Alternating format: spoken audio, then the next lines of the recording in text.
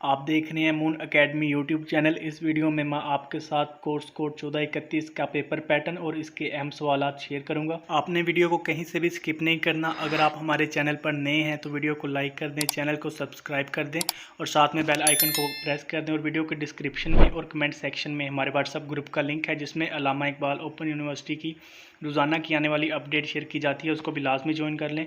और तमाम क्लासेस के हलशुदा नोट्स, गेस्ट पेपर परचेज़ करने के लिए आप हमारे व्हाट्सएप नंबर पर रब्ता कर सकते हैं। कोर्स कोड 1431 का जो पेपर आपको इम्तहानी सेंटर में आएगा वो कुछ इस तरह से होगा। आप इसको इंग्लिश में भी अटैम्प्ट कर सकते हैं और उर्दू में भी अटैम्प्ट कर सकते हैं। आपको इंग्लिश लैंग्वेज में और उर्दू लैंग्वेज दोनों में आपको ये पेपर आपको इम्तहानी सेंटर में आएगा। आप इसको अपनी चॉइस के मुताबिक इंग्लिश में और उर्दू में हल कर सकते हैं।